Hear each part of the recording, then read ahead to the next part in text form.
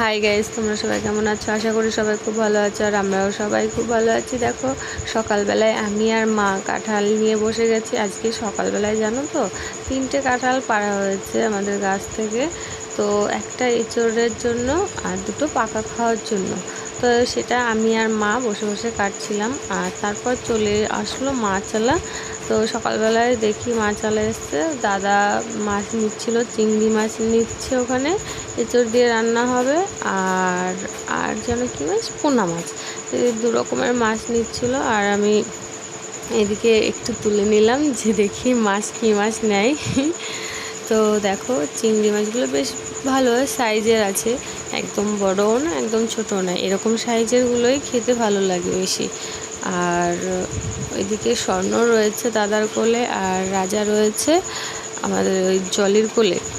তো দেখো, কারা কারা এরকম এঁচোড় চিংড়ি খেতে ভালোবাসো অবশ্যই কিন্তু কমেন্ট করে জানিও। আমার তো খুব ভালো লাগে, আমরা খুব ভালো খাই এঁচোড় দিয়ে চিংড়ি দিয়ে। তো সেই এঁচোড় রান্না হয়েছে, সেগুলো স্বর্ণ আর রাজা বাটিতে করে খাচ্ছে, আর আমার বড় মেয়ে ওর বোনের বাটি থেকে খাচ্ছে। এই সাইডে এটা হচ্ছে আয়ুষকেও বলছিলাম খেতে, ও খায় না, ওকে যাই দেওয়া হোক না কেন ও সব জিনিস খেতে চায় না।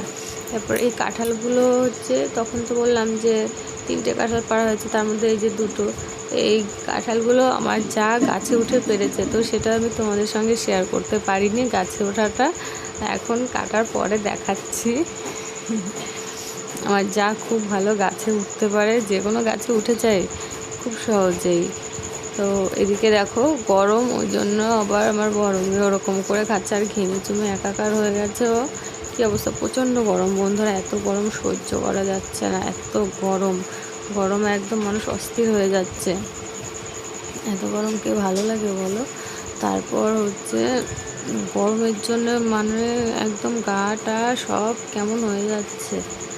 আর স্বর্ণ আর ববি ওদিক থেকে আসছিল, আমি বাড়ির সামনে এখানে বসে রাজাকে ভাত খাওয়াচ্ছিলাম, স্বর্ণকেও খাওয়াবো, কিন্তু স্বর্ণ তখন ছিল না, ওই দিক থেকে আসছিল। আর আমি ওকে খাওয়াচ্ছি রাজাকে, আর এক হাত দিয়ে ফোনটা ধরে ভিডিও করছি। তো আমার তো তেমন কেউ নেই যে ফোনটা ধরে সে একটু ভিডিও করে দেবে, আমি একাই সব কিছু করি। তো এদিকে ওকে খাওয়াচ্ছি আর ভিডিও করছি। দেখো আয়ুষ আর স্বর্ণ আবার আয়ুষকে একটু মারলো, আর ও বলছে যে আমাকে মেরেছে আয়ুষ দাদা। তো যাই হোক, এদের তো লেগেই থাকে কিছু না কিছু, কাউকে কেউ ছোঁয়া দিলেই সে বলে আমাকে মেরেছে। দেখো আবার নালিশ করছে আয়ুষের কথা। আর এদিকে রাজাকে খাওয়াচ্ছিলাম, ও আবার উঠে একটু ওদিকে গেল। তো যারা যারা আমাদের এই ভিডিওগুলো দেখছো অবশ্যই কিন্তু চ্যানেলটিকে সাবস্ক্রাইব করবে, আর পাশে থাকবে, লাইক কমেন্ট শেয়ার করতে ভুলবে না। আর আমার নবস্বর্ণকে তোমাদের কেমন লাগে অবশ্যই কিন্তু কমেন্ট করে জানিও। আর কাদের এরকম টুইন বেবি আছে কিউটি আমাকে জানাবে কেমন। তো দেখো আমার স্বর্ণ ওখানে আবার একটু কেমন ভঙ্গিমা করলো, আর রাজা মাজায় হাত দিয়ে চলে আসছে আবার। তো কি আর বলবো, এদের তো কিছু বলার নেই। জানো বন্ধুরা, কদিন আগে আমার স্বর্ণ পড়ে গেছিলো, পড়ে গিয়ে সামনে 2টো দাঁত একটু করে ভেঙে গেছে।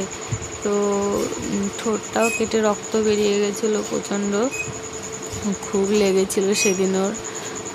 ছোটো মানুষ তো বলতেও পারে না, অত গুছিয়ে কিছুও না। তারপর খানিক পরে আবার কি করছে, 2 ভাই বোনে খেলা করছিল বাড়িতে বসে।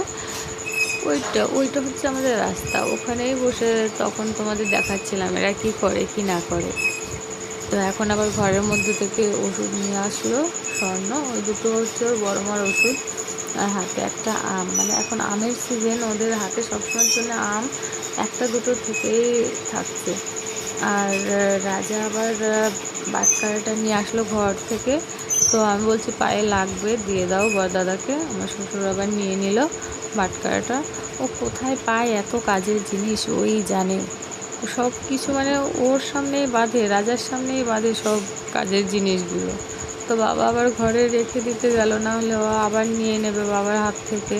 নিয়ে যদি পায়েটায় পড়ে পাটা একদম যাবে, সেই জন্য ঘরে রেখে দিচ্ছে।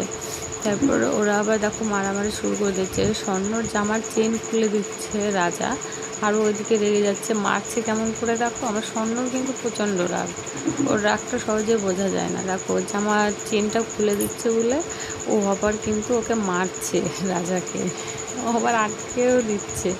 মানে এসবই পারে, খুলতেও পারে আটকাতেও পারে, কিন্তু আটকাতেও পারলো না, চেষ্টা করলো কিন্তু আটকাতে তখন পারেনিও। দেখো দুজনের কত সুন্দর মিল, দুই ভাই যেমন মারামারি করে ঝগড়াঝাটি করে তেমন ওদের মিলও আছে, কাউকে ছাড়া কেউ ওরা থাকতে পারে না। যদি কাউকে একজন না দেখে, স্বর্ণ যদি দাদাকে না দেখে মাম্মি দাদা কোথায়, আবার রাজা যদি স্বর্ণকে না দেখে ও বলবে মাম্মি স্বর্ণ কোথায়। ও স্বর্ণ কিন্তু দাদা বলে, কিন্তু রাজা বোন বলে না, ও স্বর্ণই বলে, ও নাম ধরেই বলে। তো দেখো ওদের মারামারি আর থামছে না, ও আবার আমার কাছে আসলো যে মাম্মি চেনটা আটকে দাও, আমি ওকে আটকে দিলাম। আর এদিকে রাজা বসে বসে খেলা করছে। আজকে এই পর্যন্ত, টাটা বাই বাই।